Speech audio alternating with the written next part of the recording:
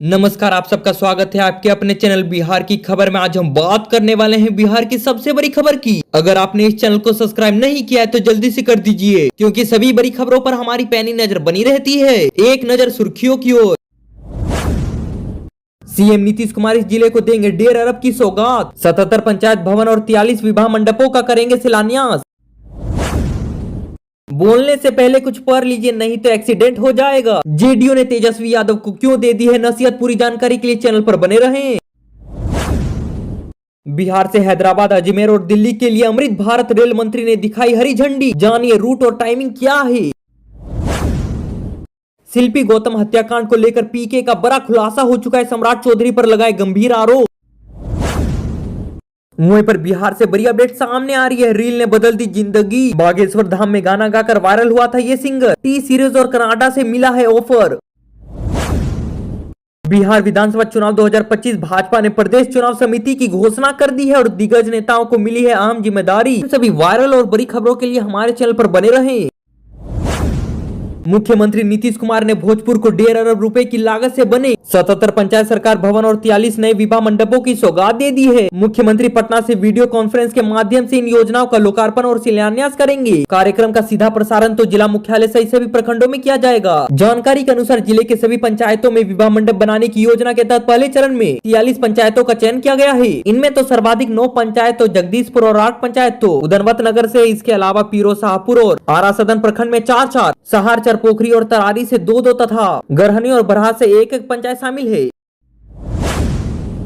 वहीं पर बिहार से सबसे बड़ी अपडेट सामने आ रही है। बिहार के नेता प्रतिपक्ष तेजस्वी यादव पर जेडीयू ने तीखा पलटवार कर दिया है। पार्टी के मुख्य प्रवक्ता नीरज कुमार ने तेजस्वी यादव पर न सिर्फ राजनीतिक बल्कि व्यक्तिगत हमले भी किए हैं। नीरज कुमार ने तो यहां तक कह दिया है कि तेजस्वी यादव को न ही अर्थशास्त्र की समझ और न ही योजनाओं की समीक्षा का अधिकार है। उन्होंने तो तंज कसते हुए यहां तक कह दिया है कि पब्लिक डोमेन में बोलने से पहले कुछ पढ़ लीजिए, नहीं तो राजनीतिक एक्सीडेंट तक हो जाएगा। नीरज ने तेजस्वी के उस दावे को गलत बताया जिसमें उन्होंने कहा था कि सरकार का कमिटेड एक्सपेंडिचर 2 लाख करोड़ रुपए का है। नीरज ने स्पष्ट कर दिया है कि बिहार का कमिटेड एक्सपेंडिचर तो मात्र 1.08 लाख रुपए का है। उन्होंने तो यहाँ तक कह दिया है कि यह जानकारी तो वित्तीय मंत्री सिद्दीकी को देना चाहिए था, लेकिन तेजस्वी यादव तो अल्पसंख्यक समाज के नेता की भूमिका भी खुद निभाना चाहते हैं। उन्होंने तो यहाँ तक सवाल उठा दिया है कि अगर पीएम और सीएम ने 7,08,000 करोड़ की योजनाओं की घोषणा की है तो तेजस्वी ने इस आंकड़े का आकलन कैसे किया है। बिहार की जीडीपी तो 10 लाख करोड़ की है। जनहित की योजनाएं राज्य की वित्तीय क्षमता और केंद्र सरकार के संसाधनों से निर्धारित होती है, न किसी के अनुमान से।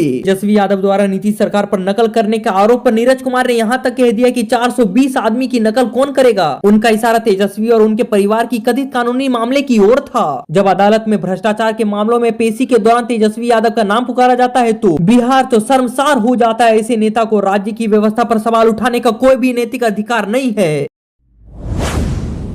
रेल विभाग को लेकर बिहार से सबसे बड़ी अपडेट सामने आ रही है। केंद्रीय रेल और संचार मंत्री अश्विनी वैष्णव ने बिहार से चलने वाली 7 नई ट्रेन सेवाओं का उद्घाटन कर दिया है। इनमें तो 3 अमृत भारत एक्सप्रेस ट्रेन भी शामिल है, जो कि लंबी यात्रा को सस्ता और सुविधाजनक बनाने के उद्देश्य से शुरू की गई है। ये ट्रेनें तो मुख्य रूप से मध्यम और निम्न आय वर्ग के यात्रियों के लिए किफायती विकल्प प्रदान करेगी। रेल मंत्री ने नई सेवाओं का उद्घाटन तो नई दिल्ली से वर्चुअली किया है, जबकि बिहार के उप मुख्यमंत्री सम्राट चौधरी ने तो पटना जंक्शन पर प्रतीकात्मक रूप से इसका उद्घाटन कर दिया है। रेल मंत्री अश्विनी वैष्णव ने इस अवसर पर यहाँ तक कह दिया है कि ये नई ट्रेन बिहार के प्रवासी और दैनिक यात्रियों के लिए सुविधाजनक और किफायती परिवहन विकल्प प्रदान करेगी। उन्होंने बताया कि प्रधानमंत्री नरेंद्र मोदी के मार्गदर्शन और मुख्यमंत्री नीतीश कुमार के सहयोग से 7 नई ट्रेन सेवाएं शुरू की जा रही है, जो कि विभिन्न शहरों को जोड़ेंगे और मध्यम एवं निम्न आय वर्ग के यात्रियों के लिए कम किराया सुनिश्चित करेगा।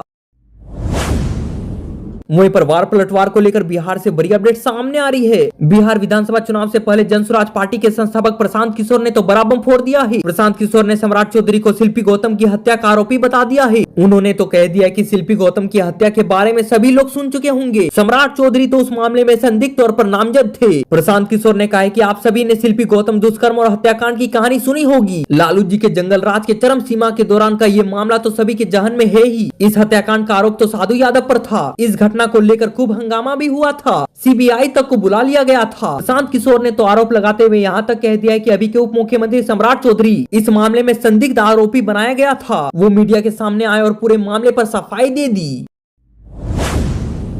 वहीं पर बिहार से दिल दहला देने वाली खबर सामने आ रही है। बिहार के पूर्णिया में बड़ा हादसा हो गया है। सुबह मॉर्निंग वॉक पर निकले 2 छात्राओं और एक छात्र को कार ने रौंद दिया। इस घटना में 2 छात्राओं की ऑन द स्पॉट डेथ हो गई। घटना तो जिले के दमदाहा भवानीपुर एसेट 65 की बताई जा रही है। घटना के बाद तो सड़क को स्थानीय लोगों ने जाम करके मुआवजे की मांग तक उठा दी है। शराब लदी कार ने मारी है टक्कर। घटना तो सुबह उस वक्त हुआ जब एक कार में शराब भरकर शराब माफिया तेज रफ्तार में जा रहे थे। तभी सड़क पार करे छात्र छात्राएं तो कार के चपेट में आ गए। दोनों छात्राओं की मौके पर ही मौत हो गई, जबकि एक छात्र गंभीर रूप से घायल हो गया है। घायल छात्र को इलाज के लिए अस्पताल में भर्ती कराया गया, जहां उसकी स्थिति गंभीर बताई जा रही है। घटना के बाद तो शराब माफिया कार छोड़कर मौके से ही फरार हो गए। आक्रोशित ग्रामीण ने सड़क जाम करके शराब माफियाओं की गिरफ्तारी और कड़ी कार्रवाई की मांग तक उठा दी है। मौके पर पहुंची पुलिस ने तो सबको कब्जे में लेकर पोस्टमार्टम के लिए भेज दिया।